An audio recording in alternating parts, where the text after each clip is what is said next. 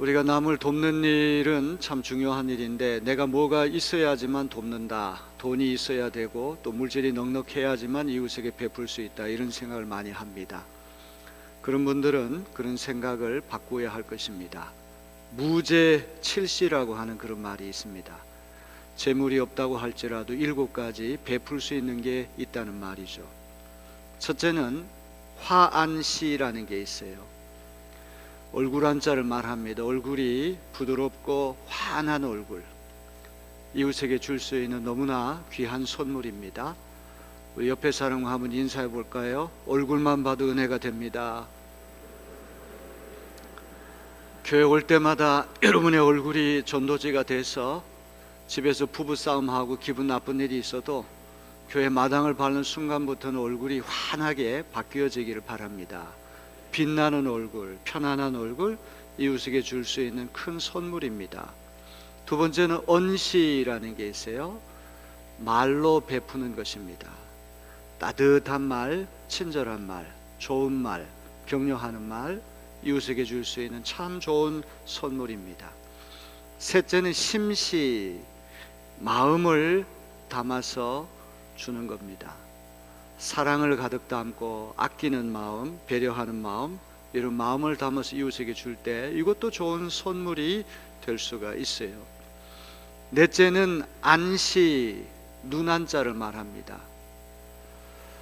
눈에 살기가 있으면 안 되고 눈이 그윽하고 사랑이 가득한 다정한 눈빛이 되어야 할 것입니다. 시선의 폭력이라는 말이 있잖아요. 주먹으로 남을 때리지 않는데도 눈빛으로 깔보고 업신여기는 것, 그것도 일종의 폭력이라는 것을 기억하고 우리 눈빛이 다정한 눈빛이 될 수 있도록 하나님 앞에 기도해야 됩니다. 다섯째는 신시, 몸신자를 얘기합니다. 몸으로 베푸는 것. 할머니가 무거운 짐을 끙끙 어깨에 메고 걸어가실 때 그 짐을 대신 들어주는 것, 이게 신시, 몸으로 돕는 것입니다. 참 귀한 것이죠. 여섯 번째는 좌시, 좌는 앉을 좌를 얘기합니다. 지하철을 탔는데 좋은 자리에 앉게 됐습니다. 어르신을 만나가지고 그 어르신에게 좋은 자리를 양보하는 것, 그게 좌시, 좋은 자리를 양보하는 것이죠. 일곱 번째는 찰시라는 게 있어요. 찰이라고 하는 말은 관찰할 때 그 찰자인데, 헤아린다, 배려한다, 그런 뜻입니다. 내 중심적으로 말을 하는 것이 아니라 상대편의 형편을 한번 배려해보고 자상하게 살피는 일, 이게 찰시예요. 무제칠시, 재물이 없어도 베풀 수 있는 7가지가 있다는 것입니다. 나는 가진 것이 없어서 베풀 게 없다, 이렇게 변명하는 분들은 큰 위로를 받으시고 또 깨우침을 얻는 그런 시간이 되기를 바랍니다. 우리의 행동이라는 것이 마음에서부터 우러나는 것이죠. 마음에서부터 진정성 있게 우러나오는 친절, 진정성 있게 우러나오는 봉사가 물질적인 구제나 봉사보다 훨씬 더 중요합니다. 잠언 4장 23절로부터 26절, 중요한 말씀입니다. 우리 다 같이 한번 읽어볼까요? 모든 지킬 만한 것 중에 더욱 내 마음을 지키라. 생명의 근원이 이에서 남이니라. 구부러진 말을 내 입에서 버리며 삐뚤어진 말을 내 입술에서 멀리하라. 내 눈은 바로 보며 내 눈꺼풀은 내 앞을 곧게 살펴 내 발이 행할 길을 평탄하게 하며 내 모든 길을 든든히 하라. 생명의 근원이 마음에 있다는 것이죠. 일체 유심조라는 말이 있잖아요. 세상 만사가 마음먹기에 달려있다. 환경과 사물이라고 하는 것은 똑같지만 우리가 마음을 어떻게 먹는가에 따라 가지고 환경과 사물이 다르게 다가온다는 말입니다. 지혜는 마음에서부터 시작되는 것이고, 지혜가 있을 때 우리의 삶이 건강하고 행복해질 수가 있습니다. 이 지혜는 지혜의 근원이 되시고 지혜 자체이신 하나님께서 지혜가 부족하여 사모하고 간구하는 이에게 거저 주시는, 값없이 주시는 선물입니다. 우리가 다 지혜가 부족하죠. 범사의 주님을 인정하라, 잠언이 말씀합니다. 교통사고라고 하는 것이 위험한 지역에서 잘 일어나지 않습니다. 위험한 지역은 교통사고가 다발로 많이 일어나는 그런 곳은 긴장하고 조심하기 때문에 여간에서 잘 일어나지 않아요. 어이없게 사고가 일어나지 않는 그런 곳에서 방심하기 때문에 교통사고 일어나는 거예요. 지혜라는 것도 다급하고 위기에 처할 때만 하나님께 구하는 것이 아니라 아주 작은 일, 범사에 조그만 일도 하나님을 인정하고 하나님께 지혜를 간구하시기 바랍니다. 그러면 사모하는 자에게 값없이 주시는 선물이 지혜이기 때문에 하나님께서 우리에게 지혜를 주십니다. 잠언을 비롯해서 지혜 문학을 읽어보니까 지혜는 처세술이 아닙니다. 자기 인격 개발이 아닙니다. 요령이 아닙니다. 권모술수가 아닙니다. 어디 가가지고 잘 처세해가지고 돈 많이 벌고 높은 자리 올라가라 이런 게 아니에요. 지혜는 인격의 문제고 영혼의 문제고 성품의 문제고 기질의 문제라는 걸 보여줍니다. 하나님이 지혜의 근원이시고 지혜 자체이시기 때문에 하나님 앞에 지혜를 간구하다 보면 자꾸만 하나님의 인격과 성품을 담게 돼요. 무엇보다도 예수 그리스도를 통해서 계시된 그 예수님의 마음을 닮아 나가다 보면 그 예수님 마음이 우리 마음이 되어서 예수님 안에서 우리가 지혜롭게 되는 것입니다. 여러분 지혜롭게 되기를 원한다면 항상 성령의 능력 안에서 하나님 주신 말씀 안에 살아가시길 바랍니다. 성령의 능력 안에서 하나님 말씀 중심으로 예수 그리스도를 닮아 나가는 인생을 살다 보면 세상이 논볼 수 없는 지혜를 선물로 얻게 되는데 이 지혜는 반드시 다양한 덕성의 열매로 나타난다는 말이에요. 예수님 그런 말씀 하셨어요. 선한 나무가 선한 열매를 맺는다. 열매를 보면 그 나무가 좋은 나무인지 나쁜 나무인지 알 수 있다. 선목 선실의 윤리를 우리에게 가르쳐 주셨어요. 이 존재에서부터 행동이 나오는 것이죠. 그 사람의 말을 들어보면 그 사람의 인격이나 성품이 어떤 사람인지 알 수가 있는 것 아닙니까? 우리가 지혜롭게 되면은 이 지혜의 다양한 덕성의 열매가 나타나게 됩니다. 지혜롭게 되면 정직해지고 친절해지고 신중해지고 되고 또 겸손해지게 됩니다. 이런 의로운 덕성을 갖추는 좋은 사람으로 변화되는 것, 그게 지혜롭게 되는 것입니다. 하나님이 주시는 지혜가 우리 마음 깊은 곳에 뿌리를 내리고 자리를 잡아가지고 이 다양한 덕성의 열매들이 주렁주렁 열매를 맺는 것, 그것이 지혜의 길이고 그 지혜의 길을 걸어갈 때 우리의 삶이 행복해지는 역사가 일어나게 될 줄로 믿습니다. 이런 덕성의 열매라고 하는 것은 어느 날 갑자기 한번 일어났다가 사라지는 것이 아닙니다. 친절하다고 하는 말은 잠깐 반짝하고 친절하고 그 다음엔 불친절한 게 아니라 필연적으로 반복해서 하나의 습성처럼 내 인격에 고착이 되는 것이 친절이라는 덕성이죠. 정직이라고 하는 것도 여기 가서는 정직하고 저기 가서는 부정직하고 그런 것이 아니라 어떤 상황 어떤 환경에서든지 필연적으로 반복해서 저절로 드러나게 되는 것, 그것이 덕성의 열매라고 하는 것을 기억해야 됩니다. 이제 지혜롭게 되면은 다양한 덕성의 열매가 주렁주렁 열리게 되는데 이 덕성의 열매들 가운데 가장 아름다운 열매 중에 하나가 겸손이라고 하는 열매예요. 시편과 잠언서, 전도서, 욥기서 이런 책들을 지혜 문학, 성문서 이렇게 말을 해요. 옛날부터 전승되어 오던 그런 지혜를 집대성해 놓은 그런 책들이에요. 잠언서는 젊어서 읽어야 되고 욥기서는 장년 때 읽어야 되고 전도서는 노년 때 읽어야 된다. 시편은 젊어서나 늙어서나 전천으로 읽어야 된다. 실제로 2차 세계대전, 1차 세계대전, 양차 대전이 일어났을 때 유럽에 있는 그리스도인들이 전쟁터에 가장 많이 들고 간 책이 시편이라는 말씀이 있어요. 시편 말씀을 통해서 큰 은혜를 받았다는 얘기예요. 우리가 여행 가면서 성경의 어느 책 하나를 휴대하고 계속해서 묵상하고 그 말씀을 마음에 새겨야 할 그런 책이 있다면 저는 잠언서와 전도사라는 생각을 해봅니다. 특별히 이 지혜 문학에서 말씀하는 것 중에 이 겸손은 굉장히 중요한 열매입니다. 왜냐하면 우리가 믿는 예수님이 겸손의 극치가 아닙니까? 예수님이 성육신, 하나님이 인간의 몸을 입고 이 땅에 오셨다는 것, 죄가 하나도 없으신 분이 이 불의한 십자가에서 심판을 당하셨다는 것, 이거야말로 겸손의 극치가 아니고 무엇입니까? 우리 빌립보서 2장 5절로부터 8절 말씀, 아주 중요한 말씀입니다. 다 같이 읽어볼까요? 너희 안에 이 마음을 품으라. 곧 그리스도 예수의 마음이니 그는 근본 하나님의 본체시나 하나님과 동등됨을 취할 것으로 여기지 아니하시고 오히려 자기를 비워 종의 형체를 가지사 사람들과 같이 되셨고 사람의 모양으로 나타나사 자기를 낮추시고 죽기까지 복종하셨으니 곧 십자가에 죽으심이라. 예수님은 그 근본이 우주 만물을 창조하시고 통치하시는 하나님, 무소부재하시고 전지전능하신 하나님과 동일한 분이시지만 자신을 비우시고 낮추셔서 종의 모양을 취하고 이 땅에 오셨어요.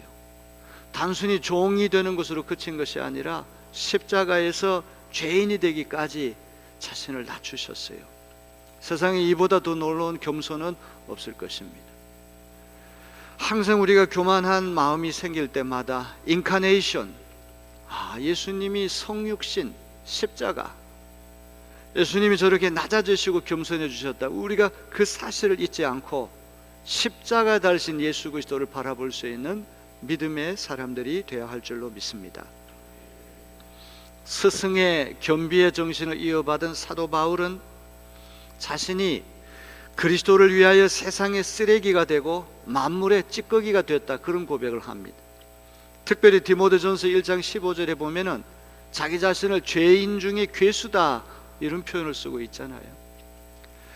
지난 2000년 교회 역사 가운데 바울 사도보다 더 훌륭한 분이 어디 있겠습니까? 그만한 성자가 어디에 있겠습니까? 그런데 자기 자신을 죄인의 괴수라고 하는 그런 말을 해요. 누구보다도 성자의 복음가는 인생을 살았던 바울은 그리스도의 겸비의 정신을 자기 인격 안에 체현하기 위해서 이렇게 발버둥을 쳤다는 사실을 기억해야 됩니다. 자, 오늘 봉독한 잠언 말씀 보면 다 겸손을 강조하는 말씀입니다. 11장 2절부터 다시 봅니다. 교만이 오면 욕도 오거니와 겸손한 자에게는 지혜가 있느니라. 15장 33절 여호와를 경외하는 것은 지혜의 훈계라 겸손은 존귀의 길잡이니라. 18장 12절 사람의 마음의 교만은 멸망의 선봉이요 겸손은 존귀의 길잡이니라. 29장 23절 사람이 교만하면 낮아지게 되겠고 마음이 겸손하면 영예를 얻으리라. 공통된 말씀 무엇입니까? 요점 무엇입니까? 교만하면 패망이 찾아오고 겸손하면 존귀하게 된다는 말이에요. 우리가 어느 곳에 가든지 존귀한 사람이 돼야 될 터인데 존귀한 사람 되려면 어떻게 해야 됩니까? 교만하면 안 되고 겸손해야 된다. 교만은 재앙과 패망의 지름길이지만 겸손은 존귀와 영예의 첩경이 된다. 성경이 이렇게 가르치고 있습니다. 여러분 지혜의 길을 걷기 원하십니까? 그러면 교만하면 안 된다는 말이죠. 겸손하면 하나님께서 어느 곳에 가든지 우리를 높여주시고 존경받는 하나님의 사람으로 세워주실 줄로 믿습니다. 우리가 이 사실을 너무나 잘 알지만 교만을 버리고 겸손해진다는 것은 너무나 어려운 이야기입니다. 가장 힘든 것이 겸손해지는 것이 아닌가 싶어요. 어린아이들이 겸손하다고 하는데 그거는 잘못된 얘기입니다.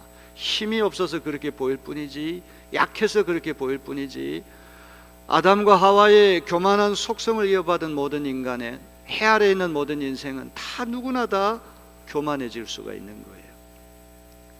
4세기부터 6세기까지 사막의 수도사들이 사막에 나가서 수도 생활하는데 세속의 모든 욕망을 벗어던지고 금욕 생활하면서 은둔 생활하면서 자기를 갈고 닦는 그런 이들이 이 수도 생활을 방해하는 근원적인 죄가 무엇이냐, 그것을 몇백 년에 걸쳐서 밝혀냈어요. 그것이 그 유명한 죽음에 이르는 7가지 죄입니다. 칠죄종, 그렇게 이야기해요. 마루종자, 마루는 산마루, 산 꼭대기, 7가지 죄의 우두머리. 그 7가지 죄 중에서 제일 먼저 등장하는 죄가 교만이라고 하는 죄라는 말이죠. C.S. 루이스라고 하는 사람은 교만이라는 죄에 비하면 다른 6가지 죄는 벼룩에 물린 자국에 불과하다. 사람이 눈을 감는 순간까지 우리를 따라 붙을 수 있는 죄가 교만이란 죄다, 그렇게 말했어요. 왜냐하면 교만은 뭐 다른 사람 깔보고 잘난 척하는 그런 문제가 아니라 창조주 하나님을 인정하지 않고 피조물인 인간이 하나님 자리에 올라가려고 하는 것이 바로 교만이기 때문에 그런 것입니다. 교만한 사람은 기도할 필요가 없겠죠. 교만한 사람 교회 올 필요도 없겠죠. 교만한 사람 회개할 필요도 없겠죠. 이 교만이라고 하는 것이 우리 신앙생활에 있어서 얼마나 무서운가를 우리는 기억해야 됩니다. 조선이라고 하는 나라는 성리학, 신유교를 국가 철학, 국가 이념으로 받아들여 가지고 관료가 되기 위해서는 학자가 되어야 됩니다. 그래서 이 조선시대의 위계 질서는 산농공상, 선비가 맨 꼭대기에 있고, 그 다음에 농사 짓는 사람, 공업하는 사람, 장사하는 사람. 지금 이게 뒤집혀져 가지고 돈만 벌면 최고지, 무슨 공부해서 무슨 소용이 있느냐, 이런 조선시대의 유교적인 가치관이 다 뒤집혀진 시대를 우리는 살아가고 있어요. 국가의 관료가 되기 위해서는 과거 시험을 치러야 됩니다. 어느 집안에 사람이 머리가 총명해 가지고 장원급제를 하게 되면 그것은 개인의 영광일 뿐만 아니라 가문의 영광이 되고 마을 전체의 경사스러운 일이 됩니다. 이런 조선시대의 과거 시험에서 제일 경계한 것이 하나 있는데, 소년등과 소년급제를 제일 경계를 했다는 거예요. 소년등과 일불행이라고 하는 말이 있어요. 10대나 20대의 장원급제에서 벼락출세를 해서 초고속으로 승진하는 거예요. 이게 너무 일찍 정점에 도달해가지고 이제 더 이상 올라갈 데가 없으니까 계속 밑으로 내려오는 길밖에는 없게 된다는 말이죠. 소년등과 소년급제, 이것이 가장 경계해야 할 것이라는 말이죠. 아버지 덕에 높은 벼슬자리에 올라가는 것도 경계해야 할 일이라고 생각했어요. 어떤 사람은 말단에서부터 고생을 해서 사다리를 하나하나 착실하게 밟고 올라갔는데 한꺼번에 몇 계단씩 건너뛰어서 너무 일찍 올라가다 보니까 이 자리가 얼마나 귀한 자리인가를 모르고 오만방자해질 수 있다는 말이죠. 소년등과 소년급제, 또 벼락출세, 이런 것들은 독이 될 수가 있어요. 겸손해지지 못하고 오만해지고 방자해지고 나태해질 수 있고 권태감에 빠져가지고 이제 어느 순간에는 밑으로 내려가는 수밖에 없다, 이 말이죠. 빨리 가는 것보다 더 중요한 것은 한 걸음 두 걸음 착실하게 걸어서 멀리 가는 것이 더 중요하다는 것을 기억해야 됩니다. 노벨 문학상을 수상한 어니스트 해밍웨이가 이런 말을 했어요. 작가가 노벨상을 받는 그 순간에 작가로서의 생명이 끝난다.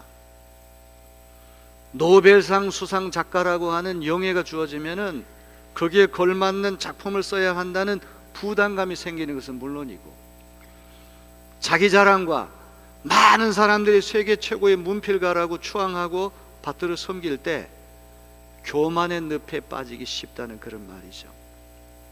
그러기에 대기만성이라고 하는 지혜를 우리는 잊지 말아야 됩니다.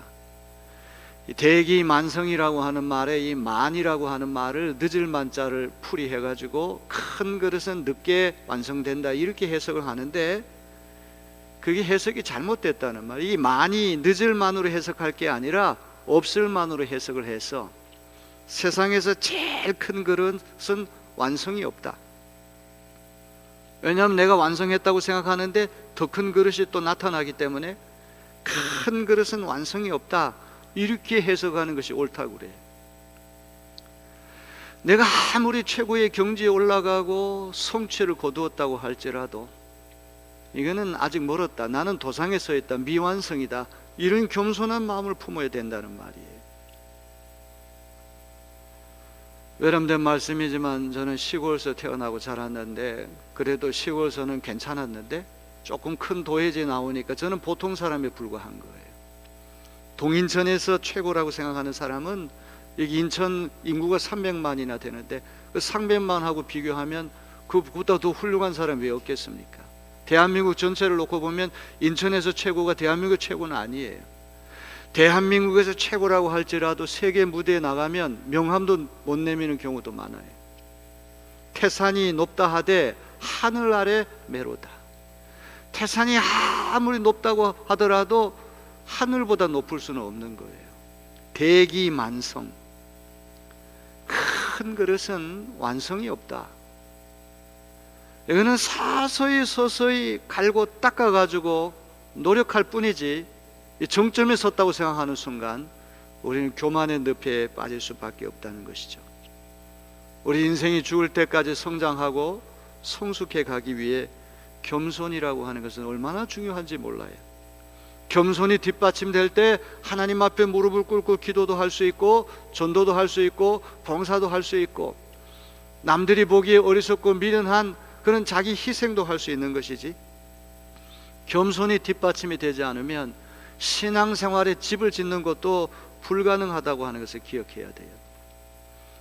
여러분, 어디 신앙생활만 그렇게 했습니까? 공직자, 권세를 가진 이가 세상을 잘 이렇게 다스리고 좋은 목민관이 돼가지고 이 나라를 바른 길로 이끌어야 되는데, 이 공의와 공정을 실현하는데도 겸손이 얼마나 중요한지 몰라요. 그 높은 사람 앞에는 슬슬기고 밑에 있는 사람 업신여기고, 그런 잘못된 관료들이 있을 수 있다는 말이죠. 그리스 신화의 정의의 여신 디케는 여인으로 나타나는데, 이게 서가지고 눈을 가린 채 한 손에는 저울을 들고 한 손에는 칼을 들고 있어요. 죄의 무게를 정확하게 달아보겠다는 것이죠. 그 죄의 무게에 상응하는 칼로 벌을 내리겠다는 뜻입니다. 중요한 것은 정의의 여신이 두 눈을 붕대로 감고 있다는 게 중요해요.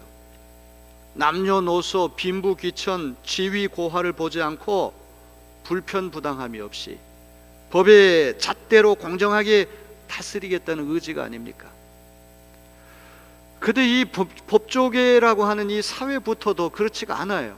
유전무죄, 무전유죄라고 하는 말이 있는 것처럼 돈 많은 사람이 좋은 변호사 쓰고 이렇게 해가지고 이게 판결이 굽는 경우도 부지기수로 많다고 들었어요. 대장동 이 개발 특혜에서도 문제가 무엇입니까? 다 거기 머리 좋은 사람들, 법률적으로 교묘하게 빠져나가는 사람들, 일확천금을 노리는 사람들이 또 법을 교묘하게 이용해서 거기에 뛰어든 것 아닙니까? 그런 이들에게 필요한 것이 바로 겸손의 미덕이 아닌가 싶습니다. 권세를 가진 이들, 법을 공정하게 집행해야 하는 이들, 모든 사람을 공평하게 대할 수 있기 위해서도 우리에게는 겸손의 지혜가 필요한 줄로 믿습니다. 사람 위에 사람 없고 사람 밑에 사람 없다, 이런 겸손한 정신이 뒷받침이 되지 않는 한 이는 국가 지도자로서의 자격도 없다는 그런 생각을 해봅니다. 오늘 봉독한 야고보서 4장 6절은 이렇게 말씀합니다. 그러나 더욱 큰 은혜를 주시나니 그러므로 일렀으되 하나님이 교만한 자를 물리치시고 겸손한 자에게 은혜를 주신다 하였느니라. 빈 수레가 요란하다, 빈 깡통이 시끄럽다, 익은 곡식이 머리를 숙인다고 하는 속담도 있어요. 옛날부터 이런 겸손에 관한 속담 수없이 많습니다. 성경을 읽어봐도 하나님께서 교만한 자를 물리치시고 겸손한 자에게 은혜 주신 이야기로 가득 차 있습니다. 하갈을 물리치시고 사라를 믿음의 어머니로 세우셨어요. 레아를 물리치시고 라헬을 세우셨어요. 에서가 아닌 야곱을 세우셨어요. 이세의 7 아들이 아닌 막내둥이 8번째 아들 다윗을 세우셨어요. 하나님께서 겸손히 낮추는 이에게 이런 은혜를 오늘도 주시는 줄로 믿습니다. 자, 자, 그렇다면 겸손이라는 것은 도대체 어떤 것이고 겸손하기 위해서 어떻게 해야 할 것인가? 우리 이런 질문을 던져봅니다. 서양 사람들에게 이 virtue, 덕이라고 하는 건 미들 패스, 이 중용의 길이에요. 어떤 사람이 덕이 있다고 하는 말은 넘치지도 않고 모자라지도 않고 알맞은 거, appropriateness, 알맞은 거. 이 너무나 중요한 미덕이라고 본 거예요. 극단적인 사람, 이 벼랑 끝 전술이라는 말을 하잖아요. 뭐든지 극단적으로 사고하는 거. 불광불급, 미치지 않고 미치지 못한다. 앞에서 얘기하는 미친다는 말은 획가닥 하는 것이고, 뒤에서 미친다는 말은 도달한다는 말인데, 뭘 하더라도 극단적으로 해야지만 미칠 수 있다고 하는 것은 상당히 위험한 생각입니다. 우리나라가 반도라서 그런지 몰라도 유교도 중국에서부터 시작됐는데 세계에서 가장 극단적인 유교가 우리 삶의 자리가 되고, 기독교도 저 예루살렘에서부터 시작된 기독교가 가장 극단적이고 배타적인 그런 종교가 한국에서 되지 않았습니까? 어떻게 하면 넘치지도 않고 모자라지도 않고 딱 알맞은 상태가 될 수 있을까? 이것이 지혜의 길이라고 하는 것을 믿으시고, 앞으로 그런 알맞은 길을 잘 모색해 나가는, 탐색해 나가는 우리가 되어야 할 것입니다. 겸손도 그런 거예요. 자기 이상도 아니고 자기 이하도 아닌 것, 딱 자기의 실상만큼, 자기 자신만큼만 되는 것이 겸손이에요. 자기보다 자기를 높게 여겨가지고 아주 과대망상에 빠져가지고 자기를 크게 여기면 그건 자만이 되는 것이고, 매사에 자기를 깎아내리고 자기를 달달 볶고 학대하는 것은 그건 비굴이 되는 거예요. 겸손은 자만도 아니고 비굴도 아니고 딱 알맞은 만큼 정확하게 자기 실상으로 돌아가는 것, 이것이 겸손이라고 하는 것을 우리는 잊지 말아야 됩니다. 열등감과 우월감은 형제지간이에요. 우월감이 심한 사람은 열등감도 심하기 때문에 그 열등감이 우월감으로 나타나게 되는 것입니다. 자만과 비굴이라고 하는 것도 자신을 정확하게 알지 못한 가운데 발생하는 쌍둥이 감정이라고 하는 걸 기억해야 돼요. 사실이 그렇지 않음에도 자신이 문화된 것처럼 우쭐거리고 다른 사람을 함부로 깔보는 교만은 자기 기만이고 자기 착각일 뿐입니다. 그런가 하면 자존감, 자긍심을 상실하고 매사에 자기를 깎아내리고 학대하는 것, 비굴함도 겸손과는 거리가 멀어요. 예수님 누가복음 14장 7절로부터 11절에서 겸손에 관한 아주 흥미로운 비유 하나를 들려주고 있습니다. 이스라엘에서 이 혼인 잔치 자리에는 지역의 유지들이 대거 초청을 받아서 옵니다. 그야말로 내노라 하는 사람들이 혼인 잔치 자리에 다 초청받아서 오는데, 먼저 덜컥 상석에 가서 앉지 말라는 거예요. 내가 제일 높은 사람인 줄 알고 상석에 가서 앉았더니 더 높은 사람이 와가지고, 아무개 좀 죄송하지만 저 밑에 좀 내려가서 앉으시겠습니까? 아무개 올라오시라 하면 망신을 당한다 이 말이에요. 자, 그러면서 예수님 원전에서 어떻게 말씀하십니까? 우리 누가복음 14장 10절로 11절 다 같이 한번 볼까요? 청함을 받았을 때 차라리 가서 끝자리에 앉으라. 그러면 너를 청한 자가 와서 너더러 보시어 올라 앉으라 하리니 그때야 함께 앉은 모든 사람 앞에서 영광이 있으리라. 무릇 자기를 높이는 자는 낮아지고 자기를 낮추는 자는 높아지리라. 혼인잔치 자리에 초청을 받았을 때 말석에 가서 앉아 있으라네.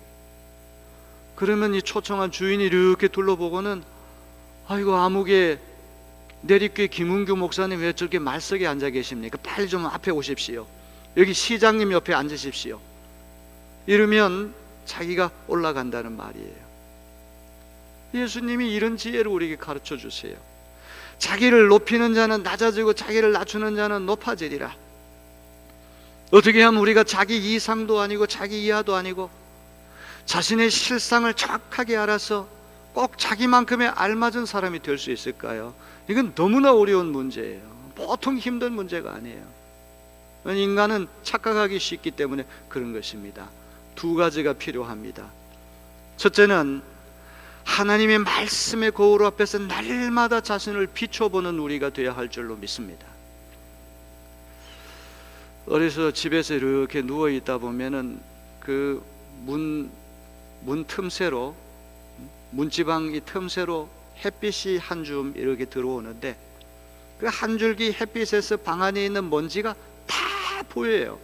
깜짝 놀랍니다. 야, 우리 집에 이렇게 먼지가 많았는가. 한 줄기 햇빛으로 모든 먼지가 드러나는 거예요. 하나님의 말씀의 거울 앞에 우리 자신을 비추어 보면은 우리가 대단한 사람이 아닙니다. 우리는 심판받아야 할 죄인이고 하나님의 용서가 필요하고 구원이 필요한 죄인이란 사실을 날마다 자각하게 되는 줄로 믿습니다. 이게 자기 성찰이 없고 자기 반성이 없고 자기 자신은 전혀 성찰하지 않고 세상이 전부 다 잘못됐다고 생각하는 거, 이 얼마나 잘못된 태도인지 알 수가 없어요. 두 번째는 우리 일상생활 한 가운데 남을 나보다 낮게 여기는 마음과 자세가 필요해요. 예수께서 허리에 수건을 동여 매시고 제자들의 발을 씻겨주신 것을 기억하고 우리가 항상 교회에서 섬기고 돌보는 그런 아름다운 자세가 있어야 할 줄로 믿습니다. 주차할 때도 가장 좋은 자리는 초신자, 교회 처음 나온 사람에게 좀 양보하고 중직들부터 좀 안 보이는 곳에 멀리 가가지고 좀 희생을 감수하고 그럴 때 교인들이 존경하고 우러러보지, 그렇지 않으면 안 되는 거예요. 자, 우리 베드로전서 5장 5절로부터 6절 말씀 한번 다 같이 읽어볼까요? 젊은 자들아 이와 같이 장로들에게 순종하고 다 서로 겸손으로 허리를 동이라. 하나님은 교만한 자를 대적하시되 겸손한 자들에게 은혜를 주시느니라. 그러므로 하나님의 능하신 손 아래에서 겸손하라. 때가 되면 너희를 높이시리라. 세상에 교만하지 않은 사람이 누가 있겠습니까? 막 자기를 자랑하고 그런다고 해서 교만하게 생각되는 게 아니라 오히려 그런 사람이 더 순수하게 보이고 격의 없이 느껴질 때가 있어요. 같은 사람은 항상 겸손한 것 같은데 가만히 느낌이 마음속에 뭔가를 숨기고 있는 거예요. 겸빙교, 겸손을 빙자한 교만이라는 말도 있잖아요.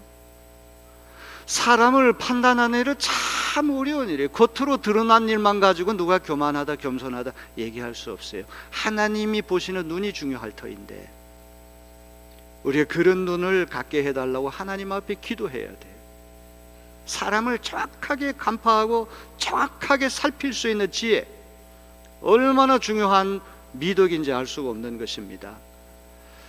많은 교만이 우리를 병들게 하는데 가장 큰 교만은 영적 교만이라는 것을 잊지 말아야 돼요. 이거는 종교적인 차원까지 겹쳐서 들어오는 것이기 때문에 우리는 마지막 심판날에 피고인석에 앉아가지고 공의롭게 이를 데 없는 재판장이신 하나님 앞에 심판받아야 할 죄인임에도 불구하고 자기가 함부로 재판석에 앉아가지고 누구를 함부로 정죄하고 심판한다면 이게 보통 큰 영적인 교만이 아닐 수 없습니다.